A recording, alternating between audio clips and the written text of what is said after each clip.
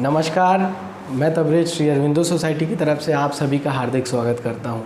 आज हम बात करने जा रहे हैं एनसीईआरटी के कक्षा 4 के चैप्टर नंबर 4.12 के ईवीएस विषय के एक पार्ट जिसका नाम है कैसे कैसे बदले घर के बारे में। आज हम इस पार्ट को बताते हुए प्रयोग करने जा रहे हैं इनोवेटिव पाठशाला लेसन प्लान के अंतर्गत प्रयुक्त नवाचार शब्द सागर का। तो आइए इसकी नवीनता और उपयोगिता समझते हैं। विद्यार्थी सहपाठियों के साथ मिलकर पाठ का पुनः अध्ययन करते हुए गतिविधि का आनंद लेते हैं, जिससे उनकी अभिव्यक्ति तो मुखर होती ही है, साथ में उनकी लेखन शैली भी निपुण होती है।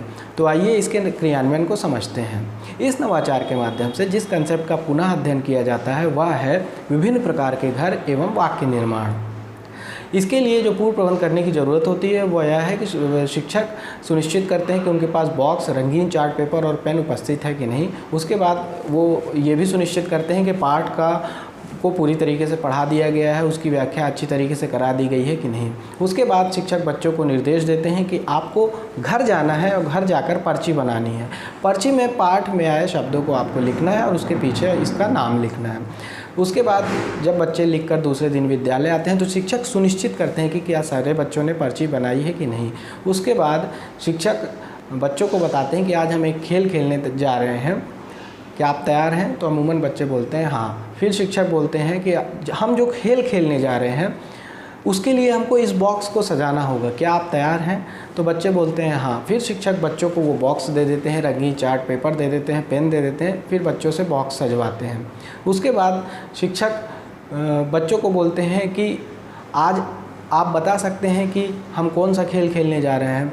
तो बच्चे अमूमन बोलते हैं कि डिब्बे से जुड़ा हुआ खेल या पता नहीं। तो शिक्षक बोलते हैं कि आज हम जो खेल खेलने जा रहे हैं उसका नाम है शब्द सागर। शिक्षक बच्चों से शब्द सागर लिखवाते भी हैं बॉक्स में। उसके बाद शिक्षक बच्चों को खेल का नियम बताते हैं। उसके बाद बच्चों को बोलते हैं कि आपको एक एक करके आना है, बॉक्स से पर्ची निकालना है, पर्ची में लिखे हुए शब्द से जुड़े कंसेप्ट की जानकारी देना है। और शिक्षक पहले ही सारे बच्चों से पर्ची लेकर बॉक्स में डलवा देते हैं। उसके बाद उदाहरण के तौर पे एक बच्चा आता है, बॉक्स में से पर्ची निकालता है, पर्ची में लिखा मिलता है मान लीजिए कि कच्चा घर। तो अब बच्चा कच्चा घर तेज़ से पढ़ता है और कच्चे घर से जुड़े हुए कंसेप्ट की जानकारी देते हुए बोलता है कि मिट्टी से बने हुए घर को कच्चा घर बोलते हैं। इसके बाद वो बच्चा चला जाता है, दूसरा बच्चा आता है। दूसरा बच्चा आकर बॉक्स से पर्ची निकालता है। माना कि पर्ची में एक शब्द लिखा है बहुमंजिलीय इमारत। अब बच्चा बहुमंजिली इमारत तेज़ से पढ़ता है और उससे जुड़े हुए कंसेप्ट की जानकारी देते हुए बोलता है शहरों में अब अधिकतम बहुमंजिलीय इमारतें देखने को मिलती हैं। इस तरीके से एक एक करके सारे बच्चे आते जाते हैं और पर्ची निकालकर शब्द को बोलते जाते हैं और कंसेप्ट का पुनः अध्ययन करते जाते हैं, जिससे दीर्घकालीन तक उनको कंसेप्ट याद रखने में मदद मिलती है। तो ये था नवाचार का क्रियान्वयन।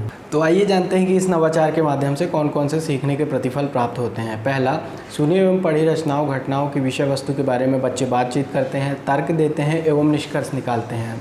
दूसरा, बच्चे भाषा की बारीकियों को समझते हैं एवं अपनी खुद की भाषा निर्मित करते हैं। तीसरा, बच्चे अपरिचित शब्दों से परिचित होते हैं एवं उनको शब्दकोश से भी खोजते हैं। तो ये थे सीखने के प्रतिफल। आइए समझते हैं कि शिक्षकों के लिए कुछ निर्देश हैं, वो क्या है इस नवाचार के क्रियान्वयन के दौरान। पहला, प्रस्तुत पाठ को पाठ्यक्रम के अनुसार निर्धारित माह में पढ़ाया जाना चाहिए। दूसरा, इस नवाचार की अवधि 20 मिनट निर्धारित की गई है, शिक्षक इसे अपने अनुसार बढ़ा या घटा सकते हैं। तीसरा, नवाचार क्रियान्वयन की अवधि का निर्धारण PTI रेशियो 30:1 को आधार मानकर किया गया है। चौथा, इस नवाचार में NCF 2005 के उद्देश्यों का विशेष ध्यान रखा गया है। तो ये थे कुछ शिक्षकों के लिए निर्देश। आइए जानते हैं कि CWSN यानी चिल्ड्रन विथ स्पेशल नीड को इस नवाचार से क्या फ़ायदा होता है। तो जब पर्ची के माध्यम से बच्चे जब शब्द को छांटते हैं और उस शब्द को कंसेप्ट से जोड़कर पाठ का अध्ययन करते हैं तो उनकी स्मरण शक्ति में वृद्धि होती है। तो ये थे CWSN वाले बच्चों को लाभ। तो ये था हमारा नवाचार। उम्मीद करते हैं कि आपको हमारा इनोवेटिव पाठशाला लेसन प्लान के अंतर्गत प्रयुक्त नवाचार शब्द सागर बहुत अच्छा लगा होगा और आप इसको अपने विद्यालय में क्रियान्वित करवाएंगे, ये हम आशा करते हैं।